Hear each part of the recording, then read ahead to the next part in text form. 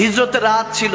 নবীজি যখন হিজরত করে মক্কা থেকে মদিনায় যাচ্ছেন সিদ্দিক আকবর আবু বকর সিদ্দিককে সাথে নিয়ে, তো মদিনার কাছাকাছি আসার পর নবীজির অনেক ক্ষুধা লাগলো। আসরের সময় যখন চলে আসছে, একটা ঘর দেখলেন আমার পেয়ারা নবী।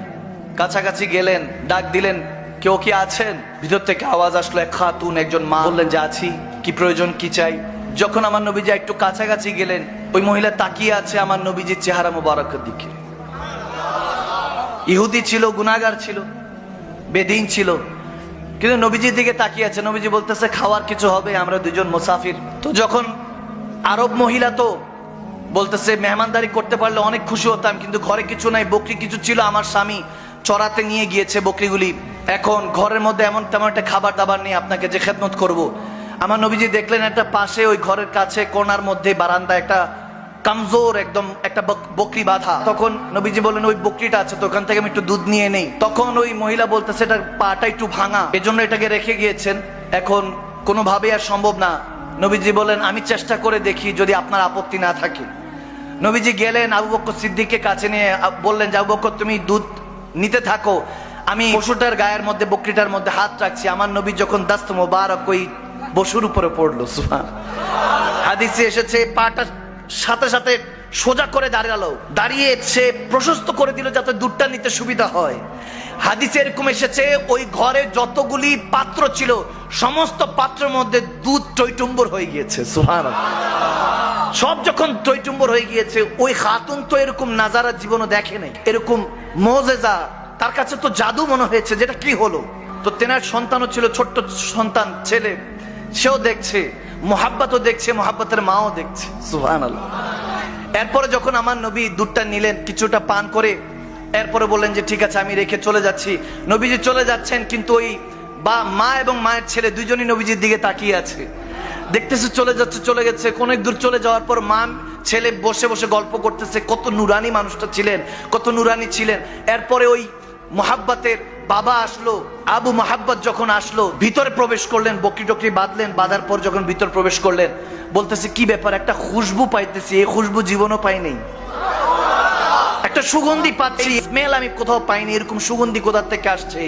তখন ওই খাতুন বলতে লাগলেন যে হে স্বামী, হে আমার প্রিয়তমা, আপনাকে কি বলবো, কে জানি একজন এসেছিলেন, কে জানি এসেছিলেন, মানুষের মতো চলতে, যত দূর থেকে দেখছি তত প্রেমে পড়ছি, যখন কাছে দেখেছি তখন আপন মনে হচ্ছিল, এত আপন মনে হচ্ছিল। দুইটা শব্দ বলে, দূর থেকে দেখছি তত তত ভালো লাগছে, খুবসুরত লাগছে, সুন্দর লাগছে, জামিল লাগছে, হাসান লাগছে, হাসিন লাগছে, কিন্তু যখন কাছে আসছেন তখন বেশি বেশি আপন মনে হচ্ছিল। মনে হচ্ছে এই আপন মানুষটার জন্য ওয়েট করছি এতদিন। বলে কি বলো, ওই মানুষটার সাথে আমার একটু দেখা করা দিবা না, আমি তো ছিলামই, আমাকে ডাক দিতা। বলতে উনি এমন কাজে, ওনাকে দেখতে দেখতে আমাদের সময় পার হয়ে গিয়েছে। যখন এরকম বলতেছে, কি চেহারার কথা বলবো, কি চোখ মোবারকের কথা বলবো, এরকম বলতে বলতে ছোট্ট বাচ্চাটা বলে উঠলো যে মা একটু ওই বকরির কথা বলবা না, বকরির সাথে কি করেছে? তখন বলে হ্যাঁ হ্যাঁ। তখন ছেলেটাও বলতে শুরু করলো, মাটাও বলতে শুরু করলো যে বাবা জানো বকরিটা না এরকম অসুস্থ ছিল, হাতটা দিল, বকরিটা ভালো হয়ে গেল, দেখো এই যে পুরো ঘরের মধ্যে দুধ পড়ে আছে, দুধের টইটুম্বর হয়ে আছে, প্রত্যেকটা পাত্রের মধ্যে দুধ। তখন বলতেছে কি বলো, ওই মানুষটার সাথে একটু দেখা হওয়ার সুযোগ হলো না। যখন এরকম বলছে, উম্মে মোহাব্বত বলছে, ওনার নামই তো জানা হয় নাই। তখন একটা অবস্থায় তারা নিজেরা মিলে নাম দিতে লাগলেন, হাদিসে এসেছে মোবারক। বলে আমাদের ঘরে একজন মোবারক এসেছিলেন। কি এসেছেন? মোবারক এসেছেন। বলে মোবারক এসেছিলেন।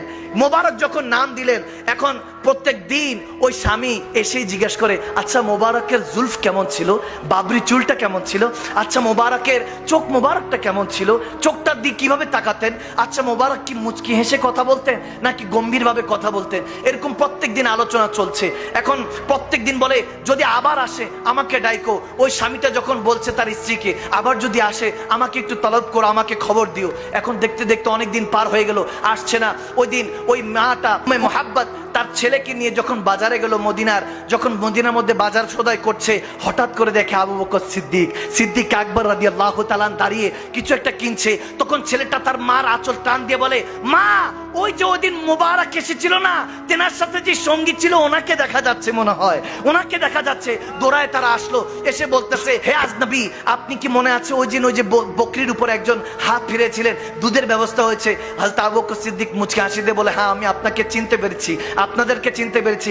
বাচ্চাটাকে আদর করে দিলেন, বলেন কি চাই? বলে ওই ওনাকে মোবারক কোথায়, মোবারকের সাথে দেখা করতে চাই। আবু বকর সিদ্দিক একটু স্ট্রেঞ্জ হলেন, অবাক হলেন, বলে মোবারক কে? হু ইজ মোবারক? মোবারকটা কে? আমার নবীর নাম যে তারা বসে বসে মোবারক দিয়ে রেখেছে, প্রিয়তমা দিয়ে রেখেছে, তারা তো আর জানা নেই। বলতেছে কোন মোবারক? বলে ওই যে উনি যে এসেছেন ওনার নাম তো আর জানা নেই, ওই যে জেনার চেহারা তো নুরানি। মুচকি হাসি দিয়ে সিদ্দিক আকবর বলতেছে হ্যাঁ ওনার নাম মুহাম্মদ মুস্তাফা সাল্লাল্লাহু তাআলা আলাইহি সাল্লাম। তিনি ইসলামের পয়গম্বর, তিনি আমাদের নেতা, আমাদের পয়গম্বর, আমাদের দয়াল নবী, রাহমাতুল্লিল আলামিন নবী, আল্লাহর হাবিব। যখন এই কথা বলছে, বলে আমরা যেতে চাই। দৌড়ায় মা ছেলে সিদ্দিক আকবরের সাথে আমার নবীর কদমে গেল। নবীর কদমে পড়ে তারা কালমা পড়ে মুসলমান হয়ে গেল। যখন মুসলমান হয়ে ঘরে ফিরছে, এখন বাবা আসলো, ওই স্বামীটা আসলো, এসে বলতেছে কি গো তোমার চেহারা দেখে এত নুরানি মনে হচ্ছে কেন?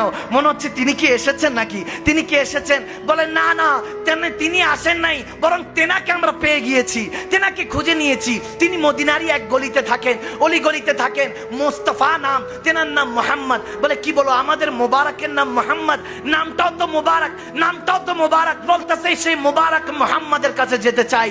তখন বলতেছে হ্যাঁ চলো চলো।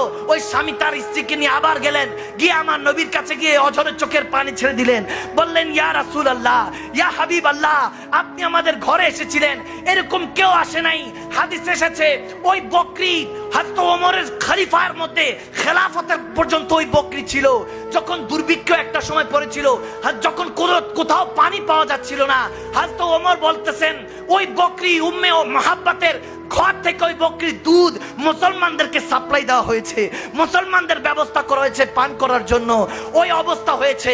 এই জন্য এটাই বলতে চাই, আগাজ দিতে চাই, আমরা যদি সেই নবীর উম্মত হতে যাই, সে তো ইহুদি ছিল, কলমা পড়ে তারা মুসলমান হয়েছে, আমরা তো রেডিমেড উম্মত। আমরা যদি নবীর নামে ফিদা হই, আল্লাহ আপনাকে বান্দা থেকে বন্ধু বানাতে দেরি হবে না। মালিক আরশ থেকে ডাক দিয়ে বলবে ওগো কামলিওয়ালা নবী, আপনি মদিনায় কি করছেন? যান যান, আজকে চট্টগ্রামের সীতাকুণ্ডের মধ্যে একটা মজলিস সাজানো হয়েছে। আজকে যখন তারা মুনাজাত দিয়ে ঘরে যাবে, দুনিয়ার চোখটা বন্ধ করতে দেরি হবে না, আমি রব্বে কারীম তার কিসমতের চোখটা খুলে দিব। জান ইয়া রাসূলুল্লাহ বলে তারা চিৎকার দিয়েছে। আজকে তাদের সাথে দেখা করে তাদের সিনাকে মদিনার আয়না বানিয়ে দেন। সুবহানাল্লাহ।